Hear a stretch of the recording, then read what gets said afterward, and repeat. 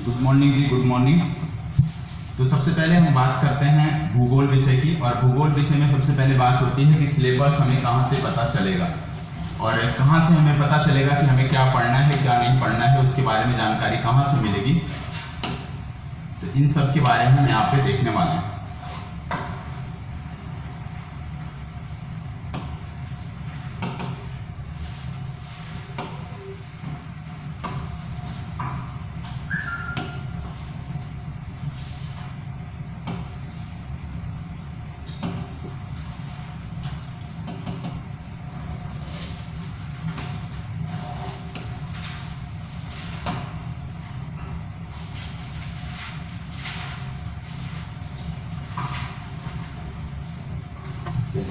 जब हमें पढ़ना है भूगोल विषय के बारे में जानकारी हमें कहाँ से मिलती है कि हमें अपने परीक्षा के लिए क्या चीज़ें पढ़ना है क्या नहीं पढ़ना है। तो उम्मीद करता हूँ आप सबके पास पाठ्यक्रम होगा।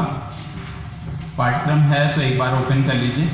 तो जैसे आप प्रारंभिक परीक्षा का जब सिलेबस देखते हैं, प्रारंभिक परीक्षा का जो सिलेबस देखते हैं उसमें आपको देखने को मिलेगा कि भूगोल के बारे में सिर्फ और सिर्फ 2 पंक्तियों में लिखा गया है। जैसे कि ये शायद धुंधला आ रहा होगा कि भारत एवं विश्व का भूगोल, भारत एवं विश्व का प्राकृतिक सामाजिक आर्थिक भूगोल, इतनी एक लाइन इसमें देखने को आपको मिलती है। अब एक पंक्ति से आपको यह समझ में नहीं आता कि हमें क्या क्या पढ़ना है, इसके अंतर्गत क्या क्या आता है। तो इसको समझने के लिए हमें कहाँ जाना होगा? आपको मुख्य परीक्षा का जो पाठ्यक्रम है, मुख्य परीक्षा का जब आप पाठ्यक्रम ओपन करेंगे तो वहाँ पे चीज़ें कुछ विस्तार से दी हुई हैं। बहुत ज़्यादा विस्तार में तो नहीं है, लेकिन कुछ विस्तार से दी हुई है जहाँ से आप समझ सकते हैं चीज़ों को कि क्या क्या चीज़ें आपको पढ़ने को भूगोल के लिए पढ़ेंगे। इसके बाद यदि हम देखें मुख्य परीक्षा के पाठ्यक्रम को, यदि हम देखें तो आपको देखने को मिलता है कि यहाँ पे आपको जो चीज़ें डिटेल में दी गई हैं उसको किस प्रकार से हमें आगे लेकर चलना है। इसमें एक पीडीएफ, जैसे आज हम जो पढ़ने वाले हैं, क्योंकि आपका जो विषय है वो है भारत का भूगोल, ठीक है। तो हम भारत के भूगोल की आपकी कक्षा है जो 26 नवंबर से प्रारंभ हुई थी।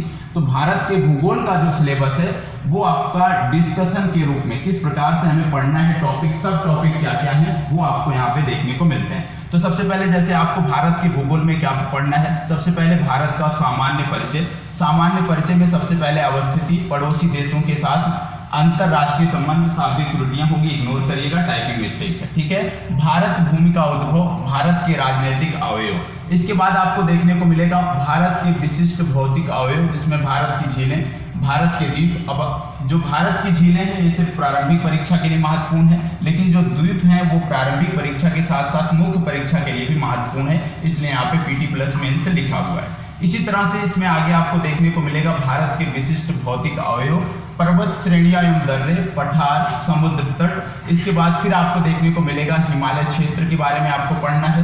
हिमालय की विशिष्ट भौगोलिक विशेषताओं को आपको देखना है। हिमालय का अनुदैर्ध्य एवं क्षैतिज विन्यास आपको देखना है। और इसी तरह से आपको भारत के भौतिक प्रदेश के अंतर्गत थार प्रदेश, उत्तर भारत का विशाल मैदान, दक्कन का पठार, पूर्वी एवं पश्चिमी तटीय मैदान, ये सारी चीजें आपको पढ़नी है। इसके बाद में आपका 6वां टॉपिक इसमें आ जाता है अपवाह तंत्र, जिनमें आप अपवाह तंत्र के बारे में देखेंगे। विभिन्न नदियों के जो अपवाह तंत्र हैं, जैसे सिंधु तंत्र हो गया, गंगा तंत्र हो गया, ब्रह्मपुत्रा हो गया, फिर दक्षिण भारत में आप चले जाएंगे गोदावरी, कृष्णा, कावेरी, इन सब के नदी तंत्र के बारे में आपको पढ़ना है जो भारत के भूगोल के अंतर्गत आपके आते हैं। इसके साथ साथ आपको मानसून भी पढ़ना है। मानसून के बारे में, मानसून की उत्पत्ति, मानसून तंत्र में पवनों का योगदान, जेट पवन, एल नीनो, ला नीनो, इन सब के बारे में आपको भारत के भूगोल के अंतर्गत पढ़ना है। और जब मानसून आपका क्लियर हो जाता है उसके बाद भारत की वनस्पतियों के बारे में, भारत की मृदा के बारे में आपको पढ़ना है। और उम्मीद करता हूँ ये जो आपका सिलेबस है इसमें डिटेल्ड में दिया हुआ, सब टॉपिक नहीं दिया हुआ है तो ठीक है, ये PDF मैं आपको उपलब्ध करवा दूंगा कक्षा के बाद। आपको उसमें नहीं दिया हुआ है, कोई बात नहीं, ये जो सब टॉपिक है ये मैं आपको क्लास के बाद उपलब्ध करा दूंगा। तो इन्हीं बिंदुओं पर आपको ध्यान देना है, इन्हीं बिंदुओं को आपको कवर करना है। तो आप जानते हैं, यदि आप देखें तो भारत के भूगोल को यदि हम देख लें, इसके साथ साथ भारत के भूगोल के साथ साथ यदि हम विश्व के भूगोल को छोड़ दें तो विश्व के भूगोल के बाद जो खंड हमारा बचता है वो 80 से 85% आपका पाठ्यक्रम कवर करता है। विश्व के भूगोल की यदि हम बात करें तो 10 से 15% जो पाठ्यक्रम है वही विश्व के भूगोल पर आधारित है, मुख्य परीक्षा की दृष्टि से भी और प्रारंभिक परीक्षा की दृष्टि से भी। तो सबसे ज़्यादा हमें जो फोकस करना है वो भारत के भूगोल पर करना है। और यदि आप देखें भारत के भूगोल के साथ साथ जो लोग राज्य विशेष की तैयारी करते हैं उनको राज्य का भूगोल भी पढ़ना होता है प्रदेश का भूगोल पढ़ना होता है। तो यहाँ पे हम यूपीएससी पर केंद्रित अपनी चर्चा को देखने वाले हैं। तो चलिए अपनी चर्चा को प्रारंभ करते हैं और ये जो पीडीएफ है ये आपको मिल जाएगी, कक्षा के बाद आपको मिल जाएगी, उपलब्ध करवा दूंगा। तो अभी हम देख रहे थे पाठ्यक्रम में सबसे पहले हमने देखा था प्रारंभिक परीक्षा का पाठ्यक्रम, और जब प्रारंभिक परीक्षा के पाठ्यक्रम के बाद हम आगे बढ़ते हैं तो मुख्य परीक्षा का जो आपका पाठ्यक्रम है उसमें आपको देखने को मिलेगा कि कुछ चीजें डिटेल में दी हुई हैं। जैसे क्लियर इसमें आ नहीं रहा है, फिलहाल मैं उपलब्ध करवा दूंगा अभी आपको। जैसे इसमें यदि आपको स्पष्ट दिख रहा होगा कि विश्व भर के मुख्य प्राकृतिक संसाधन, जहां तक उम्मीद करता हूं इसमें दिया होगा, मुख्य परीक्षा का जो पाठ्यक्रम का दिया हुआ है इसमें सारी चीजें डिटेल में दी होंगी कि कहां पर आपको देखने को मिलेंगे, क्या क्या पॉइंट आपके विषय में है दिया हुआ है। जो चीजें नहीं दी हुई हैं वो आपको, जैसे आपको भारत का मेंस के लिए, मेंस का जब आप पाठ्यक्रम देखते हैं तो उसमें कुछ चीजें आपको समझ में आती हैं कि हमें क्या क्या पढ़नी है, क्योंकि प्रारंभिक परीक्षा का जो पाठ्यक्रम है उसमें एक लाइन में लिख दिया गया है भारत एवं विश्व का भूगोल, तो उससे आपको चीजें समझ में नहीं आती हैं। लेकिन जो आपकी कक्षा है वो है भारत के भूगोल पर केंद्रित, तो भारत के भूगोल का जो अभी हमने सिलेबस आपको दिखाया था वो आपको उपलब्ध हो जाएगा। तो चलिए अब विषय वस्तु को हम समझने का प्रयास करते हैं। पाठ्यक्रम की रही बात, तो पाठ्यक्रम आपके सबके पास उपलब्ध है, तो वहां से आप देख सकते हैं। तो सबसे पहले आप भूगोल देखते हैं। भूगोल यदि हम देखें तो इंग्लिश में क्या बोलते हैं इसको, ज्योग्राफी, ठीक है। अब इसमें यदि हम देखें तो इसको तोड़ दिया जाता है। पहला वर्ड यहां से निकलता है जियो, दूसरा निकलता है ग्राफी, ठीक है। अब जियो का अर्थ क्या हो जाता है, क्या हो जाता है जियो। जियो शब्द यदि हम देखें तो जियो का जो अर्थ है उसकी यदि हम बात करें तो जियो मतलब हो गया, क्या चीज बोल रहे हैं आप, भूमि से संबंधित, धरा से संबंधित, अर्थ से संबंधित, ठीक है। तो अर्थ से संबंधित हो गया। दूसरा आप देखते हैं ग्राफी। ग्राफी का मतलब होता है किसी भी विशेष का अध्ययन करना, मतलब किसी भी विशेष वस्तु का अध्ययन करना, किसी विशेष चीज का अध्ययन करना जो है उसको ग्राफी कहते हैं। तो इसमें क्या, इसका शाब्दिक अर्थ क्या हो गया, भूमि का अध्ययन, अर्थ का अध्ययन, धरा का अध्ययन हो गया आपका भूगोल। अब इसमें यदि हम देखें तो एक वर्ड आ रहा है अर्थ, पृथ्वी या धरा जो भी आप बोलते हैं। तो अर्थ के बाद क्या आप देखते हैं, पूरे ब्रह्मांड में अर्थ ही है। तो आपको देखने को मिलेगा अर्थ के साथ साथ बहुत सारे प्लैनेट्स भी हैं जिसको आप ग्रह बोलते हैं, ग्रह भी आपको देखने को मिलते हैं। और ग्रह जब आप पढ़ते हैं तो आपको देखने को मिलता है कि ग्रह जो है ये सराउंड करते हैं चारों तरफ, किसके होते हैं, सूर्य के, ठीक है। तो आपको सूर्य का भी अध्ययन करना है इसमें, ठीक है। सबसे पहले पृथ्वी का अध्ययन करना है, ग्रहों का अध्ययन करना है, सूर्य का अध्ययन करना है, और सूर्य के साथ साथ क्या है ब्रह्मांड में, स्टार्स हैं, तारे हैं, उनका भी आपको अध्ययन करना है। तारों के बाद और क्या बचा है, तारों के बाद और क्या क्या बचा है, गैलेक्सी है। अब गैलेक्सी के बाद क्या बचा है, गैलेक्सी के बाद यदि हम देखें तो पूरा ब्रह्मांड आपका आ जाता है, ठीक है, यूनिवर्स आपका आ जाता है। और जैसे ही बात यूनिवर्स की होती है, आप जानते हैं यूनिवर्स के बारे में सबसे पहली अवधारणा, जो सामान्य अवधारणा है, कौन सी है, बिग बैंग थ्योरी। मतलब आपको क्या करना है, बिग बैंग थ्योरी से लेकर पृथ्वी तक का पूरा पढ़ना है। सबसे पहले आप बिग बैंग थ्योरी पढ़ेंगे, यूनिवर्स के बारे में आप जानेंगे, ब्रह्मांड के बारे में जानेंगे कि ब्रह्मांड की उत्पत्ति कैसे हुई। इसके बाद आप गैलेक्सी के बारे में समझेंगे, फिर आप तारों के बारे में जानेंगे, फिर आप सूर्य के बारे में जानेंगे, और फिर ग्रहों के बारे में, और फिर आप पृथ्वी के बारे में, अर्थ के बारे में आप समझने का प्रयास करेंगे, जानने का प्रयास करेंगे। अब जब बात आती है अर्थ की, तो आप जानते हैं कि अर्थ पर क्या क्या चीजें आपको देखने को मिलती हैं, अर्थ पे क्या क्या चीजें आपको देखने को मिलती हैं। सबसे पहली बात वातावरण, वायुमंडल आपको देखने को मिलता है, ठीक है, वायुमंडल आपको देखने को मिलता है। दूसरा क्या देखने को मिलता है, यहाँ पे लैंड आपको देखने को मिलती है, जमीन देखने को मिलती है। तो आप देख सकते हैं भूमि देख सकते हैं, जमीन जो भी लिखते हैं भूमि। इसके साथ साथ आपको क्या देखने को मिलता है, पृथ्वी पर जल बॉडी देखने को मिलती है, वाटर बॉडी देखने को मिलती है, ठीक है, जल निकाय आपको देखने को मिलते हैं। ये तीन चीजें आपको देखने को मिलते हैं। मतलब जब आप पृथ्वी का अध्ययन कर रहे हैं तो आपको वायुमंडल का अध्ययन करना है, आपको भूमि का अध्ययन करना है, आपको जल निकायों का अध्ययन आपको करने को पड़ेगा।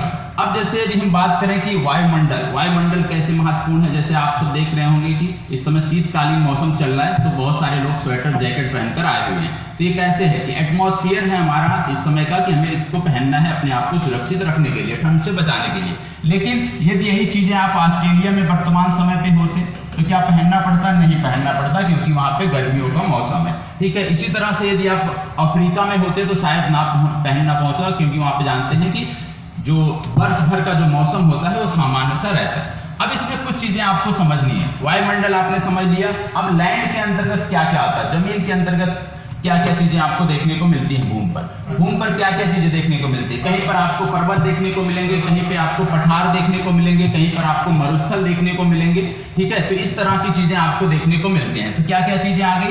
पठार आ गया आपका, पर्वत आ गया आपका, झरने आ गए आपके, नदियां आ गई आपकी, ठीक है, झीलें होंगी, ये सारी चीजें होंगी। और कहीं कहीं आपको ज्वालामुखी भी देखने को मिलेंगे, वॉल्केनो भी देखने को मिलेंगे।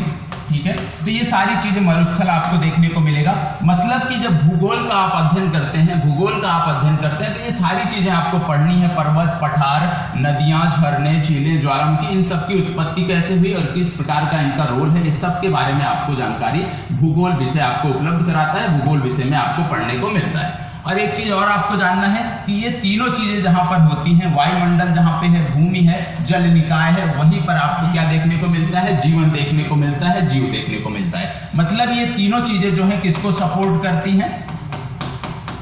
ये तीनों चीजें सपोर्ट करती हैं किसको? जीवन को सपोर्ट करती हैं, लाइफ को सपोर्ट करती हैं।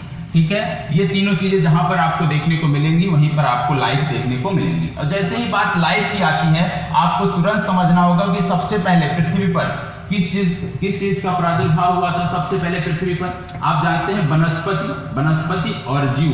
ठीक है, उसके बाद फिर धीरे धीरे आगे के क्रम में मानव की यहाँ पे प्रादुर्भाव हुआ। तो देखने को मिलता है कि ये तीनों जो चीजें हैं आपकी, ये कहीं ना कहीं विशेष रूप से जीव को सपोर्ट करने के लिए आवश्यक हैं। ठीक है, तो भूगोल क्या है, भूगोल में क्या पढ़ना है, ये चीजें आप समझ रहे हैं अभी। और हमें क्या पढ़ना है? भारत का भूगोल पढ़ना है, लेकिन उससे पहले जानना जरूरी है कि क्या क्या चीजें भूगोल के अंतर्गत आती हैं। अब बात आती है कि भाई यूपीएससी की तैयारी कर रहे हैं तो यूपीएससी में भूगोल क्यों पूछा जाता है? यदि हम यूपीएससी की तैयारी कर रहे हैं तो यूपीएससी में भूगोल क्यों पूछा जाता है? क्या जरूरी है यूपीएससी में, यूपीएससी के अंतर्गत? क्योंकि हम प्रशासन को देखते हैं, तो इसमें भूगोल का क्या रोल है? भूगोल का रोल क्या है प्रशासन में? क्योंकि कहीं भी आप जाते हैं, किसी भी परिस्थिति में जाते हैं, पूरे भारत में यूपीएससी पूरे भारत की सर्विस होती है, पूरे भारत में आपको कहीं भी भेजा जा सकता है, कहीं भी आपको नियुक्ति मिल सकती है। तो जब आपको भूगोल विषय के बारे में जानकारी होगी तो वहाँ के अवस्थिति के बारे में जानकारी होगी, वहाँ के परिवेश के बारे में जानकारी होगी, और इसके क्या होता है कि कोई भी निर्णय आपको लेने में आसानी होती है।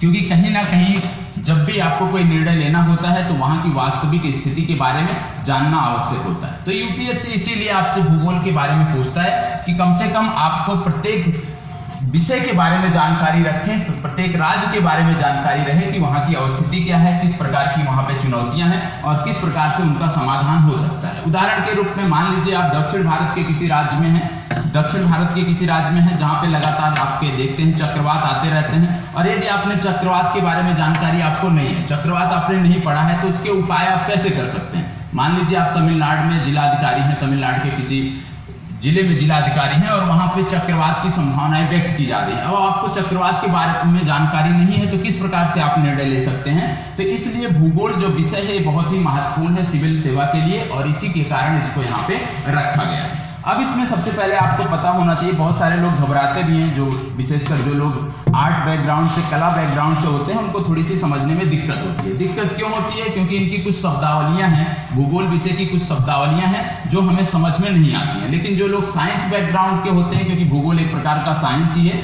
और दूसरे शब्दों में यदि हम कहें तो साइंस का कहीं ना कहीं से जो लिंकेज है वो भूगोल से है, भूगोल से ही साइंस का जन्म हुआ है, ऐसा कहा भी जा सकता है। क्योंकि टेक्निकल सब्जेक्ट है और जो साइंस बैकग्राउंड के होते हैं छात्र, उनको समझने में चीज़ों को आसानी होती है, किसी भी प्रकार की समस्या उन्हें नहीं होती है। लेकिन कला वर्ग के जो छात्र होते हैं उनको कुछ समस्याओं का सामना करना पड़ता है। ठीक है। लेकिन ऐसा नहीं है कि शब्दावलियां यदि हैं तो हम याद नहीं कर सकते, हम उनको समझ नहीं सकते। हो सकता है आप स्वयं से ना समझ पाए, किसी की मदद ले लीजिए, 1 सप्ताह 10 दिन किसी की मदद ले लीजिए, तो निश्चित रूप से आपको सुधार देखने को मिलेगा। और ये सब्जेक्ट जो आपका है, ये जो विषय आपका है, बहुत रुचिकर विषय है। यदि आप ध्यान से पढ़ेंगे तो बहुत मदद भी मिलने वाली है और यहाँ से आपकी परीक्षा के लिए बहुत मदद भी मिलेगी। अब सबसे पहले समझने की बात है कि बहुत सारे लोग बोलते हैं कि हमें क्या पढ़ना चाहिए, भूगोल के बारे में क्या पढ़ना चाहिए। बहुत सारी किताबें यहाँ पे, इतनी किताबें आपके ला के रख दी गई हैं। बहुत सारे लोगों के पास होंगी भी, एक एक विषय की 2-2 3-3 किताबें आप रखते होंगे। लेकिन जब हम बात करते हैं भूगोल विषय की, यदि हम बात करें तो यदि आपके पास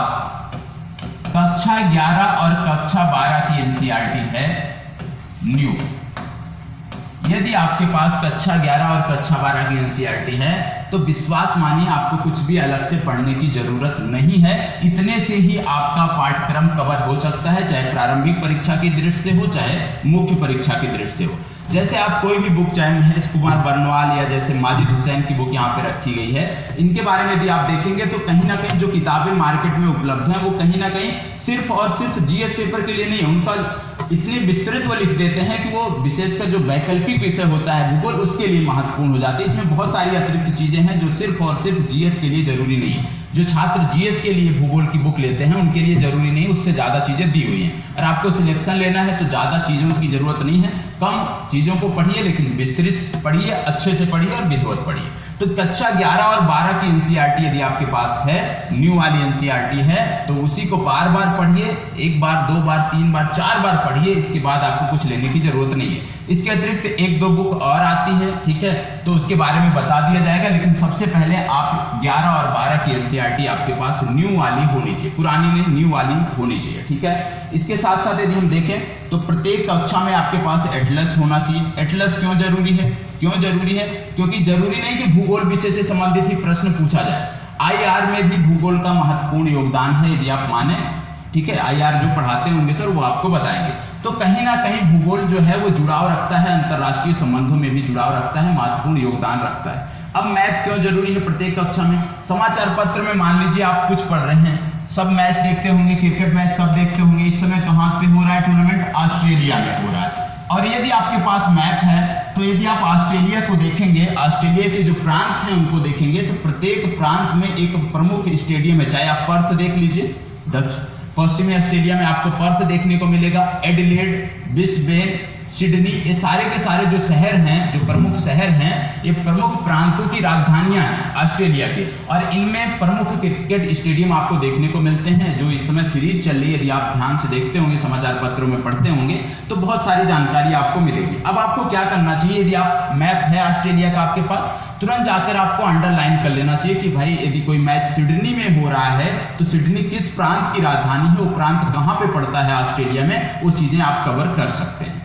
दूसरी बात, यदि आप देखें करंट में समसामयिक में, अभी भारत ने नाइजीरिया के साथ अंतरिक्ष के क्षेत्र में समझौता किया है। अब नाइजीरिया कहां पर पड़ता है? यदि आपने इतना पढ़ा कि नाइजीरिया के साथ हमारा समझौता हुआ, तो आपको तुरंत मैप में जाना चाहिए कि भाई नाइजीरिया अफ्रीका कॉन्टिनेंट का देश है। अफ्रीका में नाइजीरिया कहां पर पड़ता है, उसकी अवस्थिति क्या है, ये आपको देखनी चाहिए, ये आपको पता होना चाहिए। और जब आप नाइजीरिया देखने जाते हैं तो वहीं पर यदि आपके पास एनसीईआरटी की बेसिक बुक है तो आप देखेंगे नाइजीरिया के बारे में, तो नाइजीरिया किस लिए प्रसिद्ध है, क्या चीजें नाइजीरिया में होती हैं जो एक्सपोर्ट करता है, क्या चीज नाइजीरिया इंपोर्ट करता है, वो सारी चीजें आप देख सकते हैं। तो एक प्रकार से यदि हम देखें तो आपका करंट भी साथ साथ तैयार होगा, करंट के साथ साथ आपका भूगोल विषय भी तैयार होगा। दूसरा आपको उदाहरण दे देता हूं, कुछ दिनों पूर्व आपने देखा होगा यूएई और ईरान के बीच विवाद चल रहा था, कुछ द्वीपों को लेकर विवाद चल रहा था और ये रीजन काफी चर्चा में था क्योंकि प्रमुख तेल मार्ग जो है यही है आपका, ठीक है। अब इसमें आपको यदि आपके पास मैप था, आपने हो सकता है समाचार पत्रों में पढ़ लिया हो कि इस द्वीप को लेकर विवाद है, द्वीप आपने रट लिया लेकिन उसकी अवस्थिति नहीं देखी। तो आपको जाके देखना चाहिए कि यह अवस्थिति कहां पे है उस द्वीप की और क्यों महत्वपूर्ण है, क्यों इसकी चर्चा वैश्विक स्तर पर हो रही है, ये क्यों महत्वपूर्ण है, ये रीजन क्यों महत्वपूर्ण है। तो आपको यहां से देखने को मिलेगा। प्रमुख जलसंधि भी यहां से आपको देखने को मिलती है। कौन सी जलसंधि पड़ती है? कौन सी जलसंधि पड़ती है? नहीं, मैं पूछ रहा हूं यूएई और ईरान को अलग करने वाली जलसंधि कौन सी है? नहीं पता। आज जाके मैप में देखिएगा कि यूएई और ईरान को अलग करने वाली जलसंधि कौन सी है, ठीक है। तो कहने का मतलब है कि जब भी आप करंट में कुछ भी पढ़ें, समाचार पत्र में कुछ भी पढ़ें, ठीक है, तो आपको जाके मैप देखना चाहिए। अब ऐसा नहीं कि कहीं पे किसी का मर्डर हो गया भारत में तो आप जाके मैप में देखें, ऐसी चीजें नहीं, ठीक है। कुछ अगर वैश्विक स्तर पर कुछ चर्चा में है तो उसको जाकर आपको देखना चाहिए, तो इससे आपका करंट अफेयर्स भी तैयार होगा, विषय भी तैयार होगा। तो प्रत्येक कक्षा में आपको मैप लाना अनिवार्य है। इसके साथ साथ आपके पास एक ब्लैंक मैप ये वाला होना चाहिए, इसको आप सब एक बार खरीद लीजिएगा, अवश्य खरीद लीजिएगा, आवश्यक है, ठीक है, क्योंकि हर चीजें उस मैप में नहीं हो सकती हैं। कुछ यदि आपको यहाँ पे बताया जाता है तो आप उसको स्वयं से अपने से बनाएंगे तो चीजें और बेहतर होंगी, ठीक है। तो इसमें शायद एक एक दो मैप दिया होगा ब्लैंक, तो आप जीरोक्स करा सकते हैं, आपके पास पर्याप्त मात्रा में हो सकता है, ठीक है। इसके साथ साथ मैंने आपको एनसीईआरटी बताया, जैसे यहाँ पे अभी 2 उपलब्ध है, एक है भारत भौतिक पर्यावरण कक्षा 11 की है, दूसरा है भौतिक भूगोल के मूल सिद्धांत, ठीक है। तो ये दोनों आपकी होनी चाहिए। इसके साथ साथ 2 एनसीईआरटी कक्षा 12 की जो यहाँ पे उपलब्ध नहीं है, नहीं तो मैं आपको दिखा देता, तो आप ले सकते हैं, लेकिन याद रखिएगा कि न्यू एनसीईआरटी लीजिएगा क्योंकि चीजें उसमें अपडेट होंगी, ठीक है।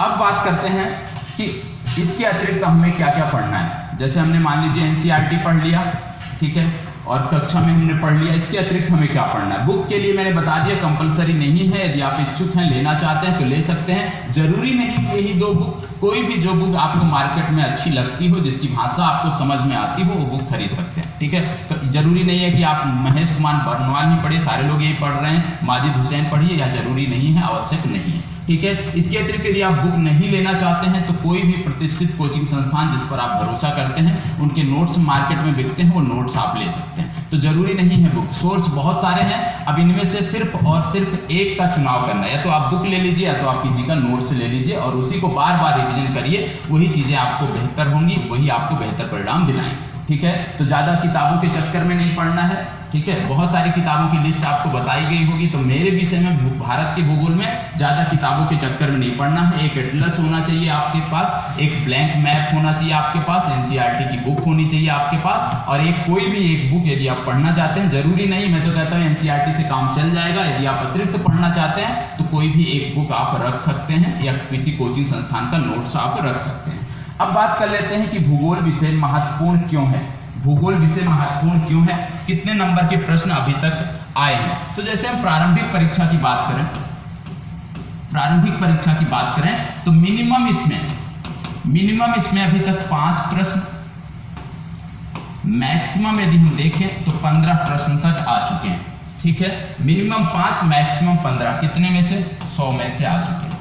मुख्य परीक्षा की दृष्टि से यदि हम देखें तो मुख्य परीक्षा की दृष्टि से अभी तक मिनिमम जो है 80 मार्क के और मैक्सिमम 100 मार्क से प्रश्न आ चुके हैं, ठीक है। कभी कभी प्रश्नों की संख्या 25 होती है, कभी कभी पेपर में प्रश्नों की संख्या 20 होती है, तो यहाँ पे मार्क में बता दे रहा हूँ, मतलब 80 से 100 नंबर के प्रश्न जो है आपकी मुख्य परीक्षा में आपको देखने को मिलेंगे। और ये ज्यादा से ज्यादा जो प्रश्न आपको देखने को मिलते हैं, यदि आप देख रहे होंगे इस समय के प्रश्न यदि आप देखें तो ये कहीं ना कहीं मानव भूगोल से जुड़ा हुआ है, कहीं ना कहीं आर्थिक जो आपका भूगोल है उससे जुड़ा हुआ। कहने का मतलब है कि जो भी चीजें आप पढ़ें उसको डिटेल में पढ़ते जाना है। इसीलिए मैं कह रहा हूँ कि नई एनसीईआरटी जो है वो महत्वपूर्ण क्यों है, क्योंकि इसमें जो डेटा होगा वो आपका अपडेटेड होगा। ओल्ड आप पढ़ेंगे तो ओल्ड डेटा पढ़ना पड़ेगा, पुनः आपको पढ़ना पड़ेगा। इससे अच्छा है कि आप न्यू एनसीईआरटी पढ़ें, क्योंकि इसमें आपको जो भी डेटा मिलेगा वो आपको अपडेटेड मिलेगा। तो कहने का मतलब है कि यदि आप पेपर को देखें, फर्स्ट पेपर को देखें, तो इसमें भूगोल जो है एक महत्वपूर्ण भूमिका निभाता है। और प्रश्न भी यदि हम देखें तो प्रश्न भी बहुत ही आसान होते हैं। समस्या क्या होती है कि हम अभ्यास नहीं करते हैं, प्रश्नों का हम अभ्यास नहीं करते हैं। और जब भी हम मुख्य परीक्षा में बैठते हैं, विशेषकर भूगोल के प्रश्नों को लेकर, तो सबसे पहले जरूरी क्या है, हमारे पास कंटेंट तो होने ही चाहिए, ये तो सभी के लिए आवश्यक है। लेकिन यहाँ पे क्या है कि इसके साथ साथ सफाई भी, ब्यूटी भी आवश्यक है। ब्यूटी में आप क्या रख सकते हैं, 2 चीजें रख सकते हैं। पहला मैप रख सकते हैं, दूसरा आप डायग्राम रख सकते हैं। क्योंकि भूगोल के जो प्रश्न होते हैं इसमें कंटेंट तो महत्वपूर्ण होता ही है, कंटेंट के साथ साथ मैपिंग के माध्यम से और डायग्राम यदि आप दर्शाते हैं तो वो चीजें ज्यादातर लाभकारी होती हैं, एग्जामिनर पर एक अलग प्रभाव पड़ता है। तो एनसीईआरटी की बुक जो बेसिक बुक है इसमें बहुत सारे मैप दिए हुए हैं, ठीक है। तो वो मैप आपको रट जाने चाहिए, वो मैप आपको रट जाने चाहिए। जब भी आप उस विषय को पढ़ें तो वो मैप आपको रट जाने चाहिए। और जब भी आप प्रश्नों का अभ्यास करें तो आपको ज्यादा से ज्यादा प्रयास करना है कि कंटेंट के साथ मैप और डायग्राम को भी आप दर्शाएं, तो चीजें आपकी बेहतर होंगी। और यदि आप देखते होंगे समस्या क्या है कि नंबर क्यों नहीं उठते हैं मुख्य परीक्षा में, विशेषकर भूगोल विषय में कि अभ्यास नहीं होता है। अभी आप लोग तैयारी कर रहे हैं, शायद अभी आपने कभी सोचा नहीं होगा कि मुख्य परीक्षा का उत्तर लेखन करना चाहिए। किसी ने किया है अभी एक भी प्रश्न का? एक प्रश्न का किया है। तो गलती हम क्या करते हैं कि हम सोचते हैं कि लाओ अभी पीटी के लिए पढ़ लेते हैं, प्रारंभिक परीक्षा के लिए वो हो जाएगा तो लास्ट के 4 महीनों में हम मुख्य परीक्षा की तैयारी कर लेंगे, लेकिन ऐसा संभव नहीं है। ठीक है, यदि अभी इतने लोग आप बैठे हैं अपने बारे में से, अपने बारे में तो आप जानते हैं, अपने बारे में लिखने बैठ जाएं और उसी समय में 7 से 8 मिनट में तो अपने बारे में नहीं लिख सकते हैं, यही सत्यता है। आपको सब कुछ पता है, यदि आप लिख भी लेंगे तो क्रमबद्ध नहीं होंगे चीजें, क्या पहले लिखना है क्या बाद में लिखना, वो चीजें नहीं देखने को मिलेंगी। तो कमी क्या रह जाती है कि हम अभ्यास नहीं करते हैं, और यदि हम निरंतर अभ्यास करते हैं, निरंतर अभ्यास करते रहते हैं तो निश्चित रूप से आपको कोई भी समस्या भूगोल विषय में नहीं होगी। तो किसी भी विषय के लिए जब आप पढ़ते हैं तो बहुत सारे लोग इसमें से होंगे कि पहले सोचते हैं कि हम प्रारंभिक परीक्षा को लक्ष्य करके आगे बढ़े। ठीक है, तो हमें क्या करना है कि हमें मुख्य परीक्षा पर फोकस करना है। यदि हम मुख्य परीक्षा पर फोकस करते हैं तो वहीं पर हमारी प्रारंभिक परीक्षा भी कवर हो जाती है। अलग से हम यदि हम लास्ट के समय में अलग से 1 से 2 महीने समय दे देते हैं प्रारंभिक परीक्षा पे तो चीजें हमारी बेहतर हो जाएंगी। लेकिन जो लोग प्रारंभिक परीक्षा पे ज्यादा फोकस करते हैं, अंतिम समय में उनको जाकर झेलना पड़ता है। जब 4 महीने के समय में आप उत्तर लेखन करने बैठते हैं तो वहां पे चीजें हो नहीं पाती, क्योंकि यहाँ पे दबाव क्या होता है, एक तो भाषा का भी, इंग्लिश का जो पेपर है बहुत सारे लोगों की इसमें भी समस्या होती है, हिंदी का जो पेपर है तो आधा समय तो इसमें चला जाता है डर में कि यहाँ पे रह गए तो फिर कोई फायदा नहीं है, कोई मतलब नहीं निकलता है। तो कहने का मतलब है कि साथ साथ इंग्लिश को भी आपको लेके चलना है, ज्यादा समय नहीं, लेकिन सप्ताह में यदि आप दें तो 2 घंटे सप्ताह में आपको इंग्लिश विषय पर देना चाहिए, क्योंकि इंग्लिश विषय भी आवश्यक है आपकी परीक्षा के लिए। अब बात करते हैं प्रश्नों को, किस प्रकार के प्रश्न पूछे जाते रहे हैं और किस प्रकार उन्हें हल करना चाहिए। सबसे पहली बात कि जो आपकी कक्षा होगी, जो भी आपकी कक्षा होगी उसमें शुरू के 1 घंटे, आपको टाइमिंग पता है 9 बजे से है, ठीक है, 10:30 तक है। अब इसमें क्या होगा कि 9 से 10 जो पहला 1 घंटा होगा उसमें आप पढ़ेंगे जो भी आपका विषय होगा। बाकी के जो 30 मिनट होंगे इसमें सबसे पहले हम प्रारंभिक परीक्षा की दृष्टि से, यदि उस टॉपिक से कुछ महत्वपूर्ण होगा, कोई प्रश्न पूछा गया होगा उसको हम देखेंगे। साथ साथ हम देखेंगे कि मेंस में किस प्रकार से इस टॉपिक से प्रश्न पूछे गए हैं। तो आधे घंटे आपके कक्षा के जो लास्ट के होंगे उसमें प्रारंभिक परीक्षा के जो प्रश्न आए रहेंगे वो आपको स्क्रीन पे दिखाए जाएंगे। मुख्य परीक्षा का एक अभ्यास प्रश्न आपको दिया जाएगा, यहाँ पे डिस्कशन के बाद दिया जाएगा, आप अगले दिन उसको करके लेके आएंगे। यही क्रम आपका निरंतर चलता रहेगा, ठीक है, क्योंकि जरूरी है यदि हम प्रश्नों का अभ्यास नहीं करते हैं, सिर्फ हम पढ़ते जाते हैं तो हमें यह नहीं पता चलेगा कि जो चीजें हम पढ़ रहे हैं वो हमारे लिए किस प्रकार से लाभकारी है, उससे हमें कुछ मदद मिल रही है या नहीं मिल रही है। इसको जानने के लिए आवश्यक है कि साथ साथ हम देखते चलें। और यूपीएससी की जब आप तैयारी कर रहे हैं तो सबसे जो मानक स्रोत है, कहां से आपको लगेगा कि क्या हमें पढ़ना चाहिए, प्रीवियस ईयर के पेपर, ये आप सबके पास होने चाहिए। प्रीवियस ईयर के पेपर होने चाहिए। मुख्य परीक्षा की एक अलग से बुकलेट आती है, ठीक है, आप खरीद सकते हैं, बहुत महंगी नहीं, 100 रुपए से कम में मिल जाएगी मुख्य परीक्षा की बुकलेट, उसको आप ले लीजिएगा। उसमें टॉपिक वाइज प्रश्न दिए होते हैं, लगभग 2010 के पहले से दिए होंगे प्रश्न, उसमें 2005 से शायद दिए होंगे, तो वो आप ले लेंगे तो प्रत्येक टॉपिक से आपके 10 से 15 प्रश्न मिल जाएंगे। और यदि किसी भी टॉपिक से आप 10 से 15 प्रश्न अच्छे से हल कर लेते हैं, लिख लेते हैं, समझ लेते हैं, तो निश्चित रूप से आपको किसी भी प्रकार की समस्या नहीं होगी, क्योंकि निरंतर अभ्यास करेंगे तभी चीजें आपकी बेहतर होंगी। तो कंडीशन क्या है, सबसे पहले मैप आपके पास होना चाहिए। दूसरी बात, जो आपको यहाँ पे अभ्यास के लिए प्रश्न दिया जाए वो आप करके लेके आएंगे, क्योंकि करके लेके आएंगे तो आपके लिए अच्छा है। लेके आएंगे, मैं चेक करूंगा व्यक्तिगत रूप से, जहां भी त्रुटियां रहेंगी वो आपको बताई जाएंगी, ठीक है। यदि आप नहीं करते हैं तो एक दिन मैं बोलूंगा, दूसरे दिन से नहीं बोला जाएगा, क्योंकि देखने को क्या मिलता है, पहले दिन 10 लोग सभी करके लेके आते हैं, 2 दिन बाद फिर 4 रह जाते हैं और फिर 10 दिन बाद सिर्फ 2 रह जाते हैं। तो याद रखना है हमें कि 10 से 2 में हमें आना है, ठीक है, 10 में नहीं रहना है कि हमें छोड़ देना है। इन जो बाकी के 8 लोग बचे हैं इसमें हमें नहीं शामिल होना है, क्योंकि यही लोग हैं जो भीड़ बढ़ाते हैं। यदि आप देखते हैं कितने लोग, 7 से 8 लाख लोग लगभग फॉर्म भरते हैं, 5 से 6 लाख अपीयर होते हैं, परीक्षा देते हैं, और अंत में मुख्य परीक्षा पास करते करते संख्या 3000 4000 रह जाती है, ठीक है। तो हमें प्रयास करना है कि हमें 3000 से 4000 में अपनी जगह बनानी है। और इसके लिए जो भी, जरूरी नहीं कि मैं क्या कह रहा हूं, जिस पर भी आप भरोसा करते हैं, जिस भी संस्थान पे आप भरोसा करते हैं, जिस अध्यापक पे भरोसा करते हैं, उस पर आंख मूंद कर जो भी वो बोला जाए, जो भी उसके द्वारा बताया जाए, उस पर आपको आगे बढ़ना है। ठीक है, जरूरी नहीं कि आजाद IAS अकेडमी पर, किसी भी संस्थान पे कहीं भी, क्योंकि आजकल तो यूट्यूब पे बहुत सारे मटेरियल है, बहुत सारे सोर्स हैं आपके पास पढ़ने के। तो जहां से भी आपको लगे कि नहीं सटीक है, क्योंकि हर कोई अपना बेस्ट देने का प्रयास करता है, चाहे कोई संस्थान हो, चाहे कोई टीचर हो। ठीक है, तो हर कोई चाहता है कि अपना बेस्ट दे आप सबको, तो भरोसा आपको करना है और इधर उधर की बातों में नहीं आना है। क्योंकि बहुत सारे लोग होते हैं कि यहाँ से भी कुछ सुन लिए, वहां से भी कुछ सुन लिए, 2 बुक इसकी भी पढ़ लिए, 2 इसकी भी पढ़ लिए। तो कम से कम पढ़ना है, कम से कम किताबों का संग्रह करना है। ऐसा नहीं कि लाइब्रेरी बना के रखना है घर पे, कम से कम किताबें हों, मानक किताबें हों, और उन्हीं का बार बार आपको रिवीजन करना है। ठीक है, अब जैसे मैंने अभी आपको बताया था भूगोल के बारे में, तो भूगोल के यदि हम देखें तो 3 भागों में मुख्य रूप से बांटा जा सकता है। जैसे मैंने पहले बता दिया, पहला हो गया भूगोल के मूल सिद्धांत, जो आपके यहाँ से कवर हो जाएंगे। ठीक है, एक टॉपिक आपका यहाँ से कवर हो जाएगा।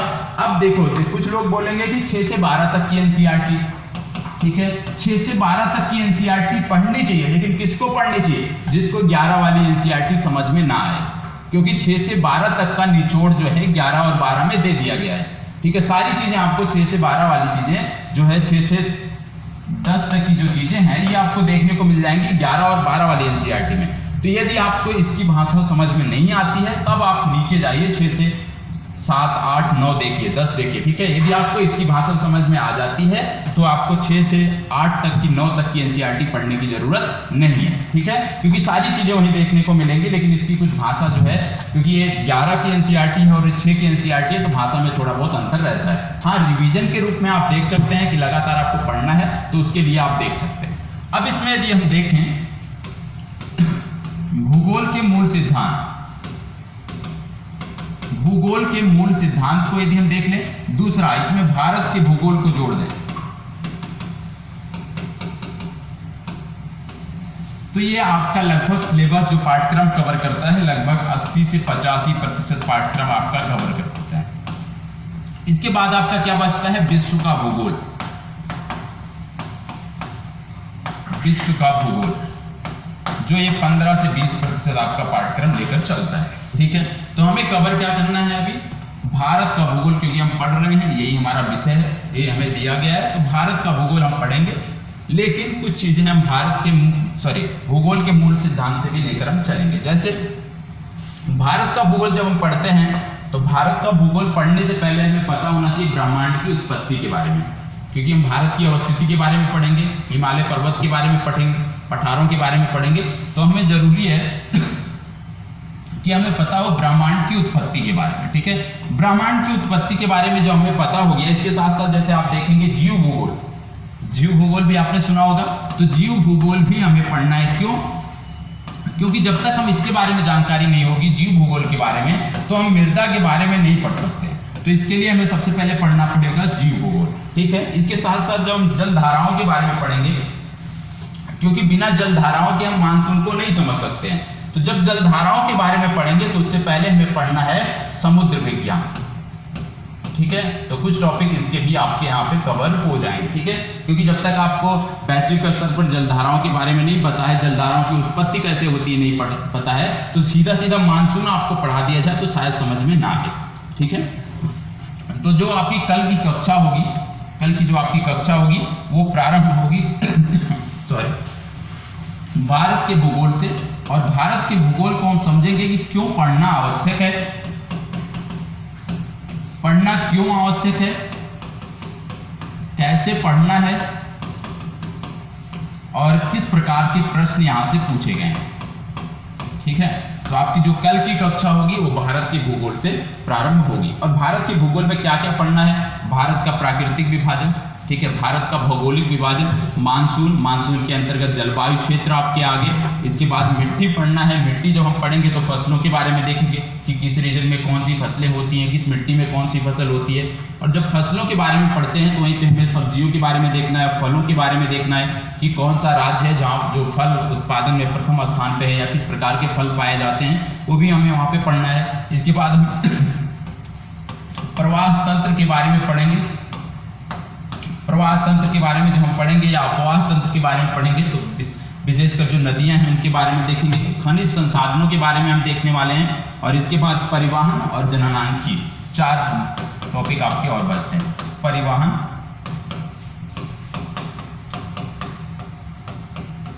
दूसरा है जननांत्रिकी, जिसमें हम पढ़ेंगे जनसंख्या विस्फोट के बारे में, जनसंख्या के बढ़ने से किस प्रकार की समस्याएं उत्पन्न हो रही हैं, इन सब के बारे में हम डिटेल से जानने का प्रयास करेंगे। ठीक है, तो अभी और कुछ आपको पूछना है तो आप पूछ सकते हैं। नहीं, लेके नहीं आनी भी, आप पढ़ के आइएगा। जो आपको बताया जाए यहाँ पे बताया जाएगा कि क्या पढ़ के आना है, वो आपको पढ़ के आना है। ठीक है, नहीं बुक लाने की जरूरत नहीं है, आपके पास एटलस होना चाहिए। ये वाला भी नहीं होगा, ब्लैंक वाला भी नहीं होगा तो भी चल जाएगा, लेकिन आपके पास एटलस होना आवश्यक है। एटलस इसलिए जरूरी है क्योंकि यदि आपको कुछ बताया जाता है मैथ में तो वो चीज़ें आप साथ साथ कर सकें। ठीक है, एटलस होना बहुत जरूरी है, जिसके पास नहीं होगा आप सब खरीद सकते हैं। और जो लोग अभी बुक नहीं खरीदे हैं, प्लीज़ बुक कोई भी मत खरीदिएगा, एनसीईआरटी की ले लीजिए बेसिक। पहले 11-12 की ले लीजिए, यदि 11-12 की समझ में नहीं आती है, पढ़ने में समस्या हो रही है, तब आप 6 तक जाइएगा, 6 से 8 तक, नहीं तो सिर्फ और सिर्फ 11-12 ले लीजिए। ज़्यादा लाइब्रेरी बनाने की रूम पे कोई आवश्यकता नहीं है। ठीक है जी, कोई दिक्कत नहीं भैया, आपके पास समय है, आप पढ़ना चाहते हैं पढ़ सकते हैं। एडवांस बुक में क्या है ना कि ज़्यादातर चीज़ें जो भी लेखक होते हैं ना, वो उनको भी कवर कर लेते हैं, वैकल्पिक विषय को भी। ठीक है, तो बहुत सारी चीज़ें इसमें अतिरिक्त हो जाती हैं जो आपके लिए आवश्यक नहीं है। क्योंकि यदि आप जीएस को पढ़ते हैं, जीएस के लिए भूगोल को पढ़ते हैं, तो आवश्यक सिर्फ इतना है कि यदि आपके पास एनसीईआरटी है तो भूगोल के लिए पर्याप्त है, भूगोल के लिए और कुछ भी पढ़ने की आवश्यकता नहीं है विशेषकर। ठीक है, जो सब टॉपिक के अभी सिलेबस दिखाया था वो आपको उपलब्ध करा दिया जाएगा। बाकी की अन्य चीज़ें, जैसे आपको आंसर राइटिंग दिया जाता है तो A4 साइज का पेज आपको ले लेना है। ठीक है, इस तरह का पेज बनाना है कि कॉर्नर पे स्पेस हो। ठीक है, कि कुछ अतिरिक्त चीज़ें हो या हम कुछ मार्क करना चाहें वहाँ पे हम लिख सकें, बाकी के आंसर राइटिंग आपको करना है। जो पुराने लोग हैं, पुराने छात्र हैं, उनसे आप देख सकते हैं, उनके पास पेज होगा। है पेज आपके पास? हाँ, तो है तो एक पेज लाके आप दे दीजिएगा, सारे लोग जीरोक्स करा लेंगे, सब अपने पास रख लेंगे। ठीक है, तो इतनी चीज़ें आपकी कंपलसरी हैं। बाकी की और कोई भी बात है, कोई भी जानकारी है तो आप पूछ सकते हैं। और किसी को कुछ पूछना है? नहीं, क्यों भारत के भूगोल नहीं पूछे जाते हैं? नहीं, पहले आप पढ़िए। हाँ, सिलेबस में वही दिया है, मैं आपको दे दूंगा डिटेल में। ऐसा नहीं है कि सिर्फ और सिर्फ विश्व का भूगोल पूछा जाता है। ठीक है, भारत से जुड़े हुए तथ्य भी पूछे जाते हैं और आपको उसी तरह से आपको तैयार, जैसे आपको अभी सब टॉपिक दिया गया, इसी तरह से आपको मेंस का सिलेबस भी आपको दे दिया जाएगा, तो परेशान होने की जरूरत नहीं है। ठीक है, आप प्रीवियस ईयर का पेपर देख लीजिए ना, आपको जानकारी हो जाएगी। आप अभी 2019 के पेपर देख लीजिए, वहाँ से आपको जानकारी हो जाएगी। तो सबसे पहले मेंस की जो बुकलेट है जो मैंने बताया वो सब खरीद लीजिएगा, बहुत महंगी नहीं आती है, 100 से 150 रुपये में मिल जाएगी। टॉपिक वाइज उसमें सारे प्रश्न दिए होंगे, सभी विषयों के दिए होंगे, भूगोल के नहीं, सभी विषयों के दिए होंगे। तो वहाँ से आपकी एक समझ विकसित होगी, क्योंकि यूपीएससी का जो पैटर्न है लगातार बदलता जा रहा है, पूछने की जो प्रवृत्ति है लगातार बदलती जा रही है। तो इसके लिए आवश्यक है कि आपके पास वो क्वेश्चन पेपर होना चाहिए और उसी तरह से आपको अपनी तैयारी करनी है। ठीक है, बाकी का प्रत्येक दिन के जो भी प्रश्न होंगे उसके आपके डिस्कशन कराए जाएंगे, उसके लिए आपको परेशान होने की जरूरत नहीं है। जैसे मैं यदि आज कोई प्रश्न दे रहा हूँ तो आज उसका डिस्कशन करके दूंगा, सिर्फ और सिर्फ आपको लिख के लेके आना है। ठीक है, और आप प्रयास करेंगे, साथ देंगे थोड़ा सा, तो चीज़ें बहुत बेहतर हो जाएंगी। ठीक है, मुझे भी बहुत ज़्यादा नॉलेज नहीं है, लेकिन इतना है कि यूपीएससी क्वालिफाई हो सकता है, इतना नॉलेज है। ठीक है, क्योंकि भाई मैंने भी बीटेक किया है, तो भूगोल मेरा विषय नहीं रहा है। ठीक है, तो बीटेक किया है मैकेनिकल इंजीनियरिंग से, तो उस हिसाब से तैयारी है कि अच्छा रहा है, जो भी अभी तक का रहा है संतुष्ट हूँ उससे। और अगली बार शायद एग्ज़ाम भी दें 2021 में, प्रयास भी है कि 2021 में एग्ज़ाम दिया जाए और अंतिम रूप से सिलेक्शन लिया जाए। देखते हैं। तो हिंदी माध्यम का जो परिणाम है लगातार गिरता जा रहा है, 2% 3% रिजल्ट आ रहा है। और विशेषकर जो आपकी एकेडमी है, आईएएस की जो एकेडमी है मसूरी, और यदि आप देखें आईपीएस की जो एकेडमी है आपकी हैदराबाद, इन दोनों में अब हिंदी माध्यम के कोई भी छात्र है ही नहीं, कोई भी प्रशिक्षु है ही नहीं हिंदी माध्यम के, जो हालिया रिपोर्ट आई थी। ठीक है, तो हिंदी माध्यम का लगातार परिणाम गिर रहा है। कारण क्या है? बहुत सारे लोग बहुत कुछ बताते हैं, लेकिन हमें उन सब पे ध्यान नहीं देना। हमें ये मानना है कि हमारे अंदर कमी थी, हमारी कमी है, हम उसको दूर करने का प्रयास करें। ठीक है, अफवाहों पे ध्यान नहीं देना है। बाकी जो भी है सिस्टम है, उसके लिए सिस्टम बना है, लोग अपना करेंगे। ठीक है, तो हमें क्या करना है?